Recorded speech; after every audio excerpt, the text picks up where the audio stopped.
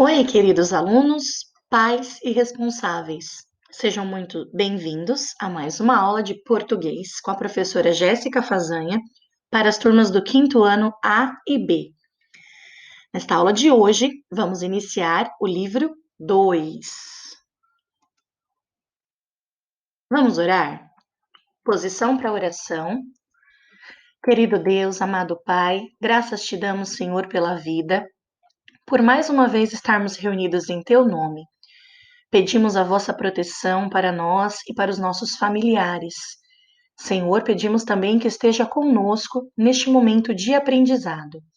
É o que te pedimos e já te agradecemos, em nome do Senhor Jesus. Amém. Prepare-se para começarmos nossa aula. Se você ainda não organizou o seu material, pause este vídeo. Veja o que você vai precisar, busque e separe aí com você. Você vai precisar de, primeiro, o seu livro didático do módulo 2.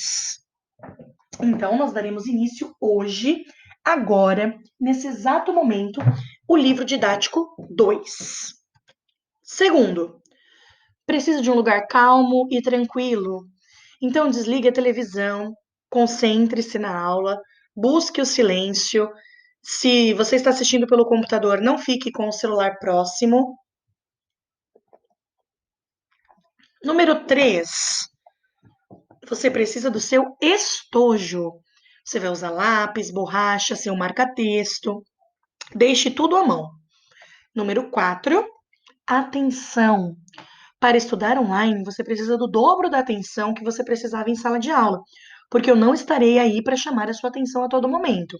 Então, fique atento a todas as instruções. Não esqueçam do principal, que eu amo cada um de vocês. Materiais à mão? Então, vamos lá.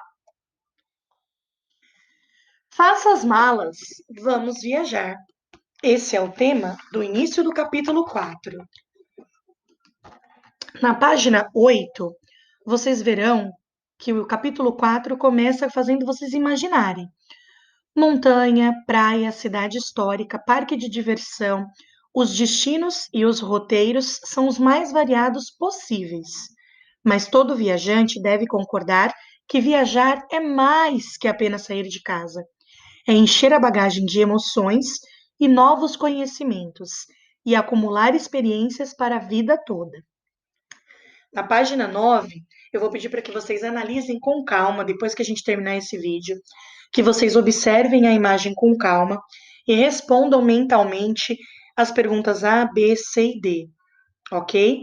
Então, analisem a imagem e vão respondendo as questões.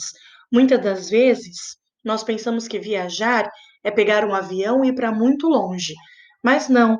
O livro, ele nos mostra que existem viagens de trem, de metrô, de ônibus, e principalmente aquelas viagens que nós fazemos sem precisar nem sair de casa, que é quando nós usamos a nossa incrível imaginação.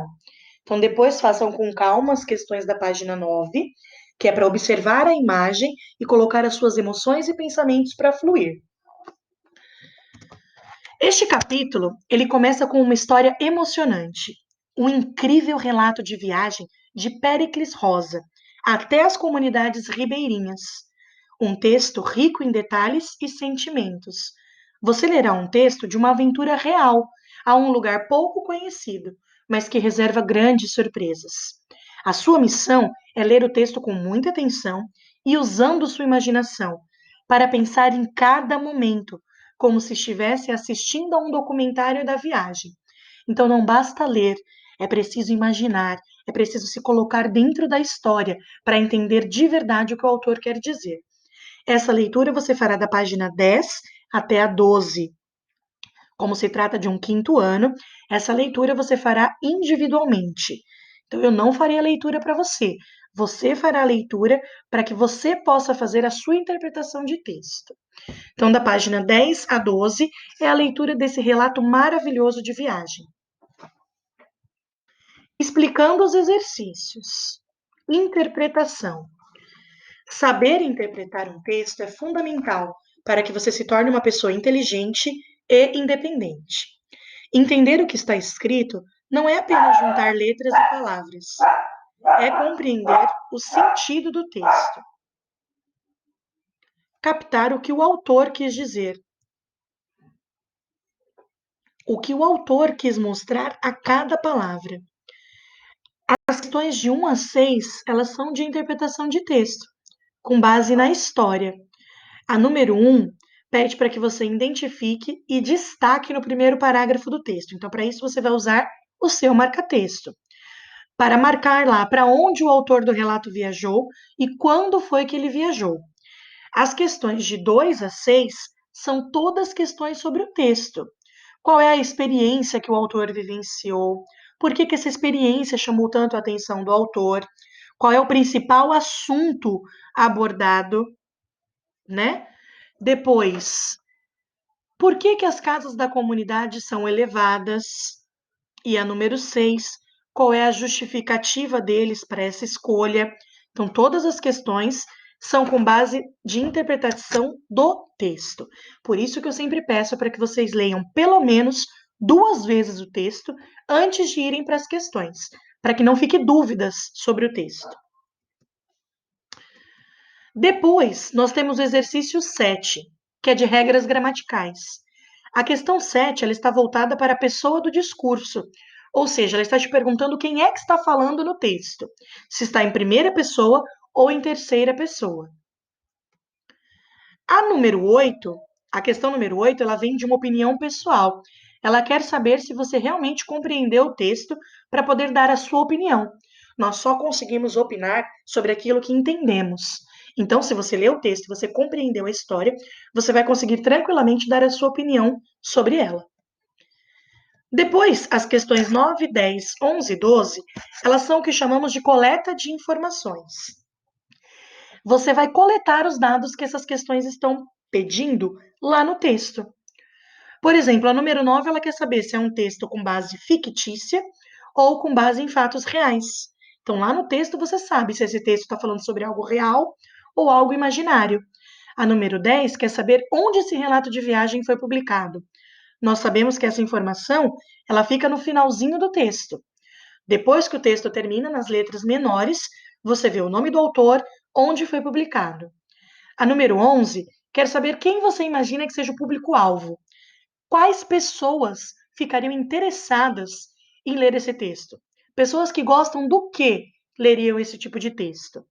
A número 12, vocês precisarão de lápis de cor verde, vermelho e azul para pintar os locais de acordo com a legenda. Todas essas informações, por exemplo, o país onde nasce o Rio Negro, está no texto, no relato de viagem ele explica isso. País onde nasce o Rio Solimões, também está lá no texto. Olha no texto qual é o país, volta e pinta de acordo com a legenda, ok? O que nós precisamos aprender neste conteúdo? Que tipo de gênero textual é o relato de viagem? Um relato de viagem é um gênero textual, é um tipo de texto, ok? É um tipo de texto que tem como objetivo o quê? Compartilhar experiências, compartilhar situações vividas, compartilhar o que foi visto numa viagem, o que foi vivido, para que as pessoas que estão lendo o relato de viagem sintam a emoção que a pessoa sentiu ao estar nesse lugar. Então, nós não trabalhamos relato de viagem à toa. Trabalhamos relato de viagem na língua portuguesa porque é um gênero textual, ok? Conclusão. Já mencionei na sala de aula que o segredo da aprendizagem está em você contar para o próximo o que você aprendeu. Já coloquei para vocês que é como uma piada, lembram? Quando a gente gosta de uma piada, a gente conta para outras pessoas e vai contando e contando. Essa repetição é que nos faz memorizar a piada e nunca esquecer. Precisamos fazer a mesma coisa com as atividades. Então, conte aos seus familiares um pouco do relato que você acabou de ler. Conte aos seus pais o que um texto do gênero relato de viagem costuma contar. Eu conto com vocês para passar o conhecimento adiante, para relembrar os familiares da época da escola. Muito obrigada por sua participação nesta aula. Agradeço a compreensão e participação dos pais e familiares. Eu os amo muito, estou cheia de saudades. Um grande beijo e até a próxima. Realizem os exercícios até a página 15 e somente até a página 15, sem esquecer do uso da letra maiúscula, da letra legível, de apertar um pouco o lápis, fotografar essa lição e mandar para o e-mail para correção. Muito obrigada.